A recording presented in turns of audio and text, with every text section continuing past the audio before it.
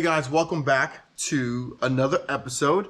This is the follow-up to the install of the TB Performance strut mount. So what I'm going to do today is just give you my thoughts on how it's felt like driving it. Well, as you know, if you've been keeping up with the channel, I initially installed the front end strut mount bar. So, and then I did that review. I will link those in the description and I'll tag them up top. This now is the rear. So if you guys saw the video, which I'll link up here and down in the description as well, the install was probably about, I would say like a 5.5 out of 10. So it's not really difficult. Take your time, line things up, and then after that, just go at it.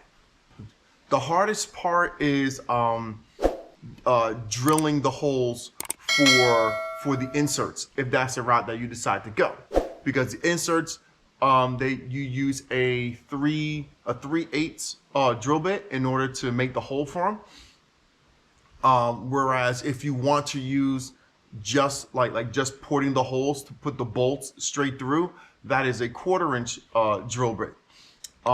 Then with if you're gonna go straight with the bolt through method, that gets a little bit more complicated, because then you got to take the wheels off.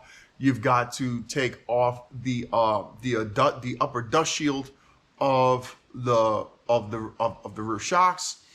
And honestly, I didn't feel like doing all that. So like I said, I went with the insert method.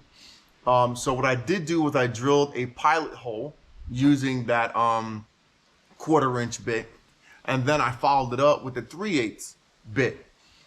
So at least I had an idea of where I was going to go, it being lined up.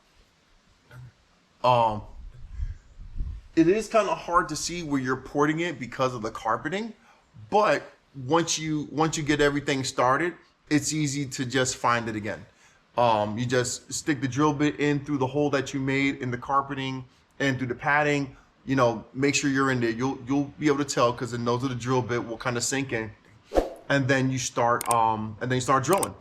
As I mentioned in the video, you make sure you want to keep that drill bit wet, because you are drilling through metal. So metal on metal tends to heat up and get stuck. So I use some silicone WD-40 to also act as a rust inhibitor. So kind of little 2-for-1 deal there. But once you have the bar lined up, that thing is snug to begin with. Well, I would say even tight to begin with. And what I have felt since installing it is it gives the car more of a kind of zero turn feeling now, especially, when driving at higher speeds.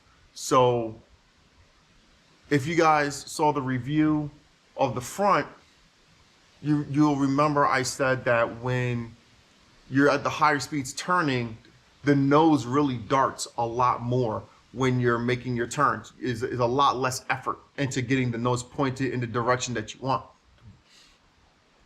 And the car doesn't drift as much as it did with the OEM strut bar mount. Now with the rear strut mount, that has been increased, that much more. So now when you're turning, you kind of almost feel like the rear end is planted, and then the car is just pivoting on an axis, which is a really awesome feeling, especially for someone who likes taking corners and turns as tight as possible, keeping the straightest path possible through those turns, and hugging certain curves through the apexes. The best way I can relate it is if you've ever been in a car with all-wheel steering. All-wheel steering cars have this weird kind of zero gravity, sudden roller coaster type of feel, where all of a sudden you're sitting there, the car turns, and you're like, whoa, what's this feeling? And that's what you have at the higher speeds. At the lower speeds, you don't really feel too much, because obviously you're not transferring all that weight and power. But this is definitely something that has increased the feeling of the handling. You can definitely feel the power moving around the vehicle that much more. And if this is something that you guys are looking for, this is definitely something to get. As far as the quality of the material, it's really good. Like the tubular strength is really good.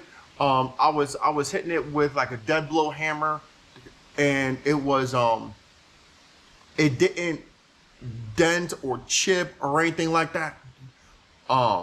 It was able, you know, you could fight with it a little bit and everything just looked good. It looks absolutely great. It doesn't take up a whole lot of space in the trunk.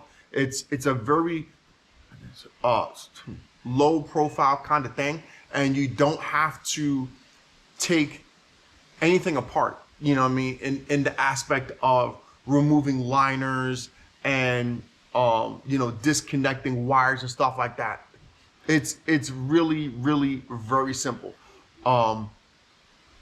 And I was initially worried about hitting my shock tubes, which it came nowhere near, because like I mentioned at the beginning of this, you've got that little shield on the outside portion of the wheel well, which keeps you from going near that. Once you pierce through with the drill, you kind of feel that little pushback.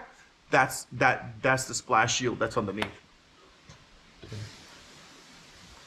One point that I was worried about initially was the way it gets mounted.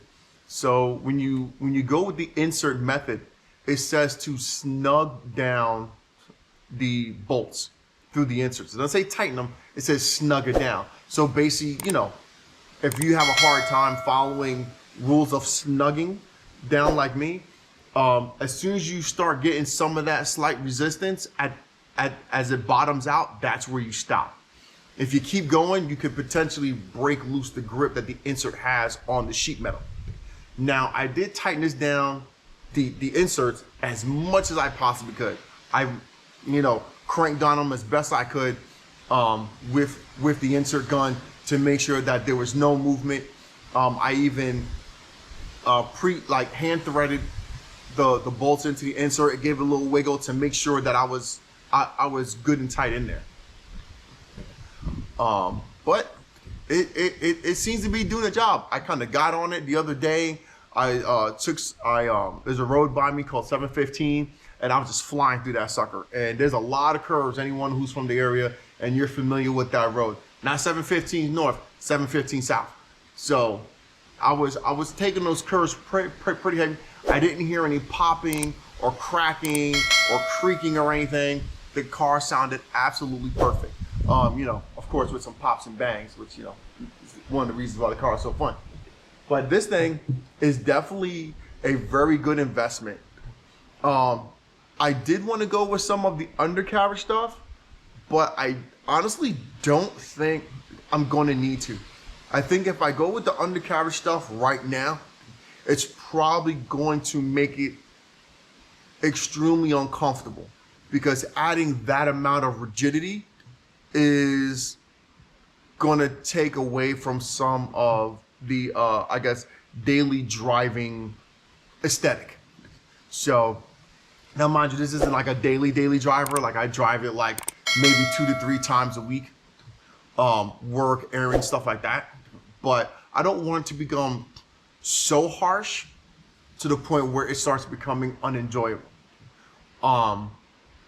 Hopefully, whenever I'm able to get the coilover kit to replace the lowering springs, that will kind of play in with it a little bit more, and kind of increase the handling capability of the car. And I think at that point, my handling mods will probably be done. I'm not going to start messing with tie rods and control arms and stuff like that, at least in a performance aspect. I'll keep those like OEM-ish to where, you know, like I mentioned, it's a comfortable ride. But I would say that is it for this one. Comment, like, subscribe, share, follow us on Instagram and Facebook. And as always, Wrench Daily.